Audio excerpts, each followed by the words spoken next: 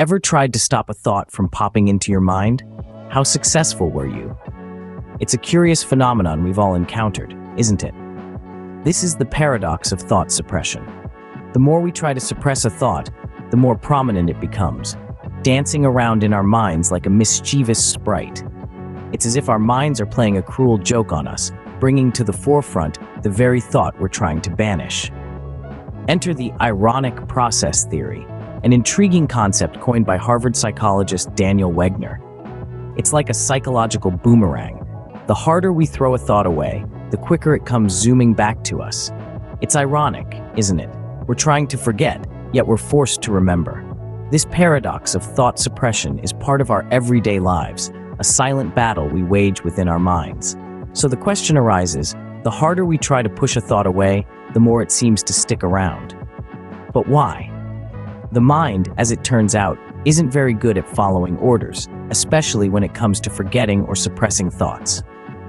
To understand why, let's dive into the fascinating world of scientific studies and research on thought suppression. One of the most well-known experiments in this field was conducted by Daniel Wegner, a psychologist at Harvard University. He asked participants to avoid thinking about a white bear. Sounds simple, right? But here's the twist. Participants found it incredibly difficult to suppress the thought of the white bear. In fact, they thought about it even more. This experiment demonstrated a curious phenomenon. Trying to suppress a thought actually makes it more persistent. This has come to be known as the white bear problem. Why does this happen? The answer lies in how our brains are wired. Brain scans have shown that suppression and recall actually share the same neural pathways. So when we try to suppress a thought, we're actually activating the same parts of the brain that we use when we want to remember something. It's as if telling your brain not to think about something is actually reminding it to think about that very thing. And here's another twist. After we've managed to suppress a thought, it often comes back with a vengeance. This is known as the rebound effect. The suppressed thought returns, often more frequently than before. It's like pushing down on a spring. The harder you push, the higher it bounces back. These findings suggest that our brains are not designed to forget or suppress thoughts on command. Instead, they seem to be wired to remember, to hold on to information, even when we'd rather they didn't. It's a fascinating insight into the workings of the human mind, isn't it? So suppressing thoughts might not be the best strategy, but then, what are we supposed to do with unwanted thoughts?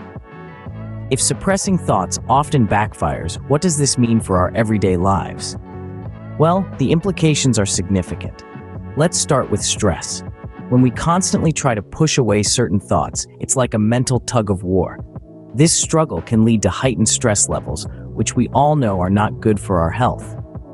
Then there's anxiety. The more we try to suppress a thought, the more anxious we become about its recurrence. It's a vicious cycle that can trap us in a state of constant worry. Moreover, thought suppression can even contribute to obsessive-compulsive disorders. By obsessively trying not to think about something, we ironically end up thinking about it even more. But understanding this paradox can empower us. By accepting our thoughts and practicing mindfulness, we can deal with intrusive thoughts in a healthier way. The mind is a complex machine, and trying to control it often leads to unexpected results.